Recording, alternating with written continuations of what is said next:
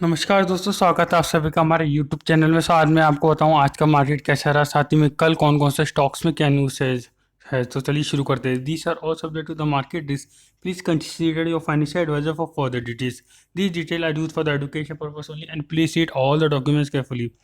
सबसे पहले हम निफ्टी देख लेते हैं, जो कि ओपन हुई थी 15,819 पे और क्लोज हुई 15,879.65 पे। और सेंसेक्स जो कि ओपन हुआ था 52,919 पे और 71 पे क्लोज हुआ 53,054 पे, करीबन 193 पॉइंट बढ़ के। कहाँ से आई मजबूती, मैं आपको बता देता हूँ। मेटल स्टॉक बहुत हाई डिमांड में चल रहे हैं, साथ ही में पेपर स्टॉक में भी डिमांड चल रही है, तो आप इन सेक्टर पे नज़र रख सकते हैं। हालांकि ऑटो सेक्टर थोड़ा बहुत डाउन चल रहा है, आईटी सेक्टर है 5 दिनों से डाउन चल रहा है। हालांकि आज थोड़ा बहुत आईटी सेक्टर अच्छा गया था, लेकिन देखते हैं बाइंग एंड दिन के आखिर में आप जो देख रहे हैं 3 बजे बाद जो अपर चार्ट आ रहा है, वहाँ पे अच्छी खासी बाइंग की गई है। तो अच्छी बात ये है मार्केट के लिए, अगर बाइंग होती है तो मार्केट अच्छा मूव दिखाएगा। तो अब देखते हैं कल एफएफआई का डेटा। आज पहले देख लेते हैं एफएफआई का डेटा।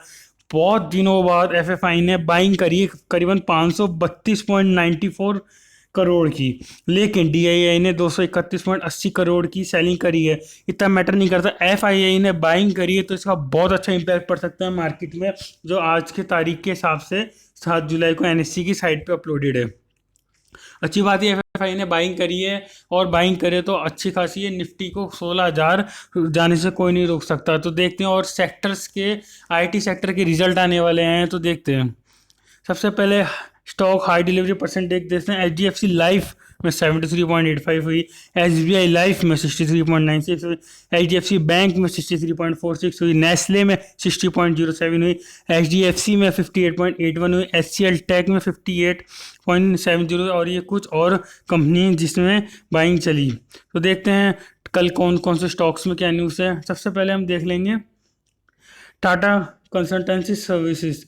टाटा कंसल्टेंसी सर्विसेज जो कि ओपन हुआ था 3275 पे और क्लोज हुआ 3275.85 पे। हालांकि ये प्रीवियस क्लोजिंग वाला माना जाएगा, ओपन तो आज होता है, लेकिन प्रीवियस क्लोजिंग से 13 रुपये बढ़ के। तो टाटा कंसल्टेंसी सर्विस में हम देख लेते हैं रिपोर्ट। टाटा कंसल्टेंसी सर्विसेज का जो आईटी कंपनी है, इनका रिपोर्ट डेली 5% ग्रोथ आई कंसोलिडेशन नेट सेल में। ठीक है, इनका रिजल्ट आने वाला है कल। तो देखते हैं, एक्सपेक्टेशन बता रहा हूँ मैं, जो भी ये सब एक्सपेक्टेशन होगी, एक्सपेक्टेशन हो रही है 5% सीक्वेंटली ग्रोथ आ सकती है। हालांकि नेट सेल 45,850 करोड़ की क्वार्टर के एंड में थी, जून के एंड में। और कंसोलिडेशन नेट प्रॉफिट कम से कम अच्छा खासा 930 करोड़ का आ सकता है। सो टाटा कंसल्टेंसी सर्विसेज रिजल्ट से पहले करेक्ट हो चुका है, आईटी बहुत करेक्ट हुआ है पिछले कुछ दिनों में। 30 जून के बाद आप चार्ट देख लेना खोल के, और अगर आपको यकीन ना हो तो मेरी पुरानी वीडियोस देख लेना, उसमें भी मैंने बताया था आईटी करेक्ट हो रहा है। टीसीएस के रिजल्ट आ रहे हैं, लेकिन कल ये था एस्टिमेटेड, लेकिन कल रिजल्ट आने के बाद क्या मूवमेंट आती है वो सबसे बड़ी बात है। तो टीसीएस का रिजल्ट तक का वेट कीजिए। अगर इस वाले रिजल्ट जो मैंने जो एक्सपेक्टेशन बताई उससे अच्छे आते हैं तो आप टीसीएस में बाइंग कर सकते हैं साथ ही में, और आईटी का इम्पैक्ट भी टीसीएस से और बढ़ सकता है।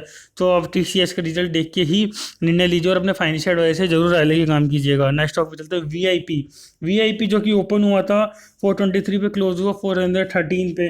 वीआईपी के क्वार्टरली एंड मार्च की बात कर रहा हूँ, जिसमें रिपोर्टरी कंसोलिडेशन इनकम हुई थी 259 की, और 6.79 लास्ट क्वार्टर की हुई थी।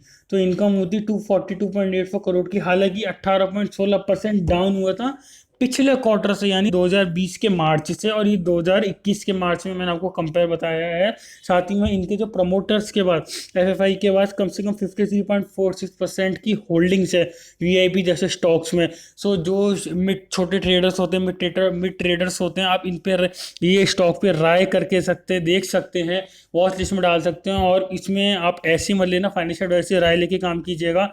हालांकि आपको अभी ये अच्छा स्टॉक है, आपको अच्छी मूवमेंट आ सकती है, लेकिन ट्रेड वगैरह देख के, साथ ही में चार्ट वगैरह देख के ही बाई कीजिएगा।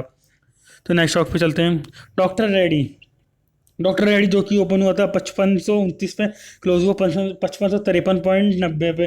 डॉक्टर रेड्डी का मार्च एंड में क्वार्टरली रिपोर्टरली कंसोलिडेशन प्रॉफिट था 4850 में। हालांकि फिर लास्ट क्वार्टर से डाउन हुआ है कम से कम 3 0.22%, लेकिन इन्हें ना इनकी जो इनकम हुई है वो कम से कम 7.26% लास्ट क्वार्टर से अपडेट हुई है। आपको पता है जैसे कि फार्मा सेक्टर बहुत ही ज़्यादा एक्शन में, फार्मा सेक्टर, और अभी जो मार्केट में कोरोना वायरस की थर्ड वेव की बात चल रही है, तो फिर उसमें भी थोड़ा बहुत इंजेक्शंस जो होते हैं वो अच्छे खासे हैं। तो डॉक्टर रेड्डी पे आप स्टॉप लॉस लगा के बाय कर सकते हैं। टारगेट रहेगा कम से कम मेरा 5600 रुपये का, मिड टारगेट बता रहा हूँ, क्योंकि एक्सेप्शंस ये, और हालांकि एफएफआई के बाद होल्डिंग कम है इनकी 26.7% है, लेकिन doctor Reddy the king of pharma sector है।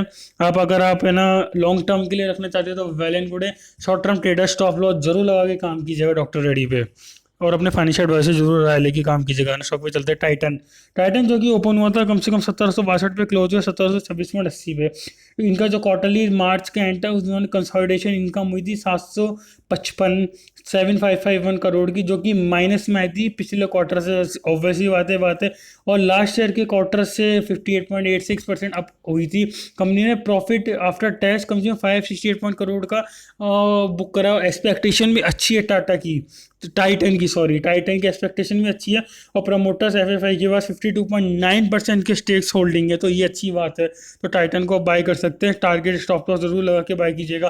जैसा आप सबको पता है टाइटन का जब पहले रिजल्ट आया था एकदम से कैसे भाग गया था, तो टाइटन आप देख सकते हैं स्टॉक, लेकिन वॉच लिस्ट में जरूर लगा के काम कीजिएगा। फाइनेंशियल एडवाइस जरूर लेके बाय कीजिएगा। अगर टारगेट अचीव होता है तो मेरा टारगेट कम से कम टाइटन पे 1850 का और 1900 के 20 के आसपास का होगा, क्योंकि टाइटन थोड़ा बहुत लॉन्ग टर्म के लिए ट्रेडिंग का स्टॉक है। और अपने फाइनेंशियल एडवाइस जरूर राय लेके काम किएगा। नेक्स्ट स्टॉक पे चलते हैं। हम तक board meeting, bank of Baroda की एनुअल जनरल मीटिंग है 8 जुलाई को, यूनाइटेड ब्रेवरीज की है 9 जुलाई को, और एल&टी फाइनेंशियल की इनकी 19 जुलाई को, अडानी एंटरप्राइजेस की 12 तारीख को, साथ ही में जो टीसीएस की जो कल आने वाली है, तो देखते हैं क्या होता है। So thank you for watching. If you like our video, hit the like button and subscribe to our channel, and never forget to press the bell icon to get latest videos update.